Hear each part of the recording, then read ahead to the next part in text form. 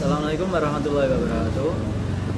Sebelumnya kami dari kelompok 3 akan membagikan hasil diskusi dari kelompok kami terkait manajemen konflik dalam perusahaan. Sebelum dibahas lebih lanjut, untuk kelompok kami ada Rizka Taskia Aulia, lalu ada Ila Jafti Aryani, ada saya sendiri Muhammad Arfa Gaisan, lalu ada Evita Nursanti, dan yang terakhir ada Mahendra Zaki Prayana. Untuk slide berikutnya akan dijelaskan oleh rekan saya. Identitas perusahaan, nama perusahaan PT Kereta Api Indonesia atau Persero, bidang industri BUMN di bidang perkeretaapian. Info kepemimpinan, gaya kepemimpinan Jonan ketika menjabat sebagai Direktur Utama PT KAI dikategorikan sebagai gaya kepemimpinan transformasional.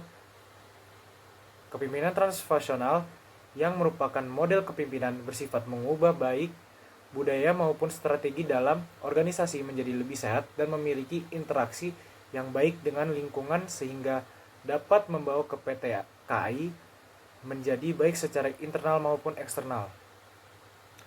Kepemimpinan yang karismatik dan menginspirasi atau motivasional para karyawan. Dalam hal ini, Jonan merupakan sosok pemimpin yang sangat inspiratif. Dalam memimpin, Jonan menggunakan prinsip leading by example atau memberikan keteladanan. Hal ini bertujuan agar para karyawan mampu mengerjakan dan mengikuti arahan dalam rangka mencapai tujuan yang akan dicapai.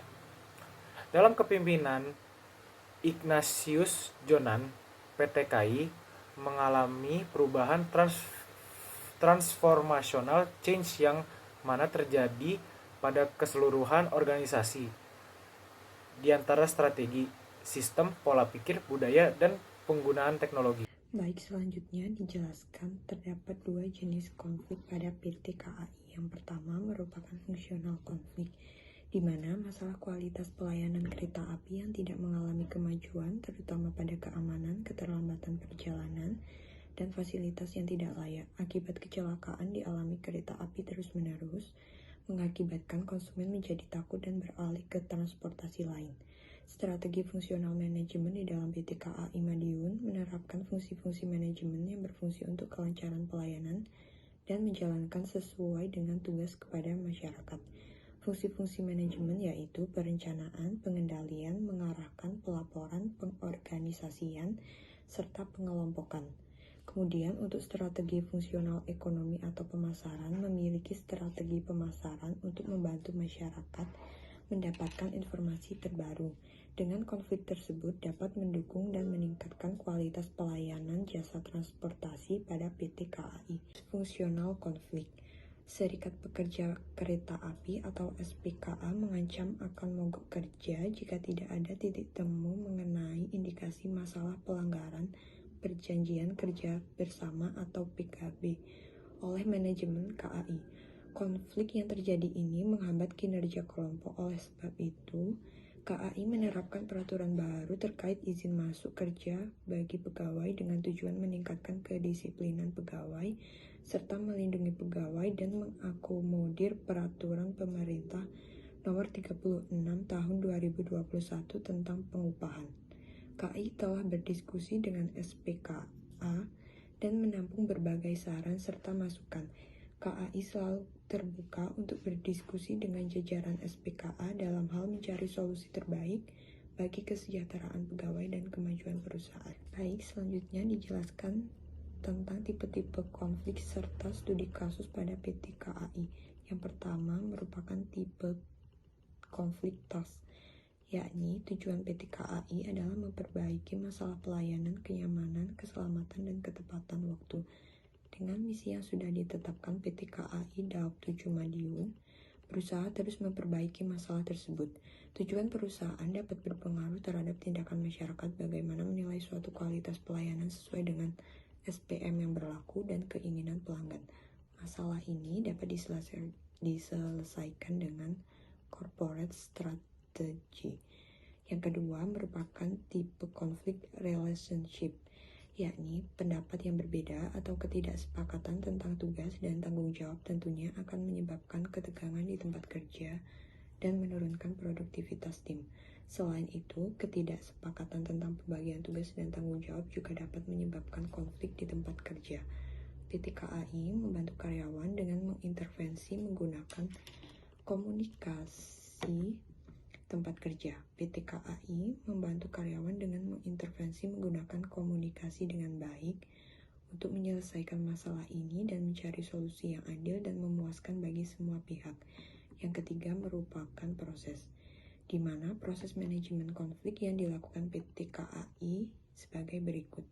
Pertama, identifikasi konflik dengan mengamati situasi di tempat kerja. Setelah teridentifikasi, manajemen akan berupaya berkomunikasi secara efektif dengan pihak-pihak yang terlibat. Kemudian dilakukan analisis mendalam terhadap sumber konflik dan faktor yang memperburuk keadaan.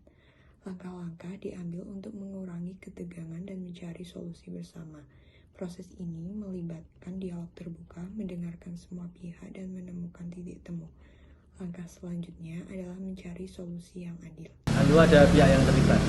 Pihak yang terlibat ada intragroup dan intergroup. Untuk yang intragroup sendiri, PT KAI pernah mengalami konflik di dalam kelompok. Contohnya seperti saat para pekerja kereta api melakukan ancaman mogok kerja. Sebab mereka ada pelanggaran Good Corporate Governance atau bisa disingkat dengan GCG dalam hal pelaksanaan mutasi pegawai di internal KAI sendiri. Lalu ada intergroup. PT KAI sendiri sering mengalami konflik antar kelompok terkait sengketa lahan dengan puluhan warga. Lalu ada terkait perubahan lahan, contohnya dengan warga RW 12 Kelurahan Manggarai. Ini bisa disebabkan karena keluarnya peninjauan kembali atau PK atas gugatan warga terhadap sertifikasi HGB atas tanah milik BUMN tersebut. Lalu ada cognitive and personalism atau perceived conflict. Adanya tuntutan pegawai PT KAI 8 Madiun untuk meningkatkan kualitas layanan. Mereka dapat mengalami peran ambigu jika mereka tidak tahu lingkup tanggung jawab mereka, apa yang diharapkan dari mereka, dan bagaimana menyelesaikan tugas yang datang. Tidak adanya pelatihan dan kebutuhan akan peningkatan kinerja menyebabkan perbedaan antara jumlah informasi yang dimiliki seseorang dan yang dibutuhkannya untuk melakukan tugasnya dengan benar.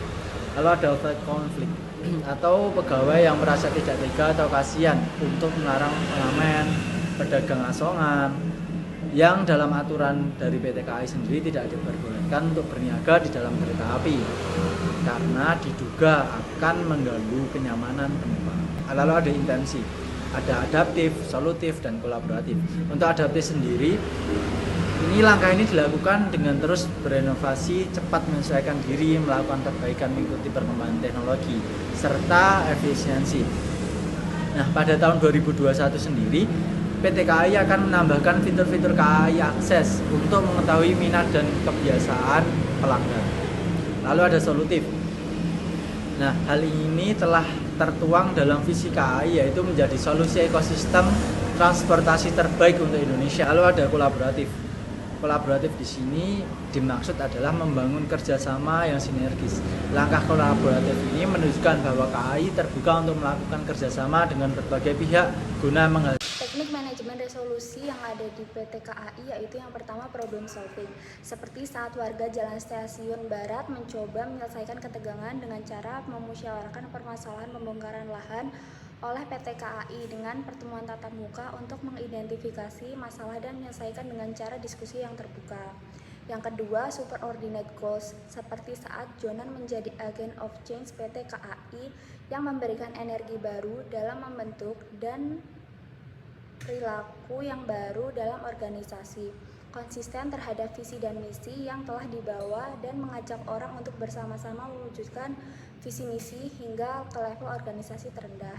Yang ketiga, ada expansion of research, seperti saat Jonan mengadakan peningkatan kenaikan gaji sejumlah pegawai, perubahan pada sistem PT KAI dengan melakukan transparansi internal dengan adanya code of conduct untuk meningkatkan perbaikan kinerja melalui sistem reward and punishment kepada pegawai. Yang keempat, ada authoritative command, seperti saat PT KAI menggunakan kekuasaan untuk menyelesaikan dan menyampaikan keinginannya pada saat konflik perebutan lahan di Manggarai terkait pembangunan proyek double track. Yang kelima, ada altering the human variable, seperti saat PT KAI melakukan pembangunan SDM melalui program pendidikan dan pelatihan yang disusun secara berjenjang dan berbasis kompetensi, yaitu mulai dari pengembangan kompetensi dasar hingga tahap pengembangan profesional. Dan yang terakhir ada teknik manajemen konflik. Stimulasi, communication, seperti saat APRTN mengatakan PT KAI menggunakan dalih penggusuran dengan menuduh masyarakat mendiami tanah mereka. Padahal menurut dia, tanah dan rumah yang didiami warga tidak termasuk di dalam penyertaan modal pemerintah. Yang kedua, ada bringing in outsider. Seperti saat sebelum Ignatius Jonan yang memiliki sifat tegas, jujur, dan bertanggung jawab menjabat sebagai direktur di PT KAI, terdapat banyak anggaran dalam perusahaan yang tidak jelas pengeluarannya. Namun setelah beliau menjabat, dengan demikian beliau menghilangkan citra buruk perusahaan menjadi lebih baik dengan perbaikan yang dilakukan secara menyeluruh. Dan yang terakhir ada restructuring the organization.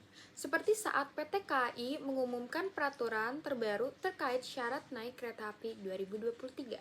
Peraturan tersebut adalah pemberian sanksi, denda, hingga blokir atas penggunaan transportasi kereta api apabila penumpang melebihi relasi dari tiket yang telah dibeli dikarenakan ada kasus penumpang yang membeli tiket dari perjalanan kereta api jarak jauh Pasar Senen Purwokerto menggunakan kereta api Fajar Utama Yogyakarta. Tetapi penumpang tersebut dengan sengaja tidak turun di Kebumen seperti seharusnya, melainkan menambah relasi sampai Yogyakarta.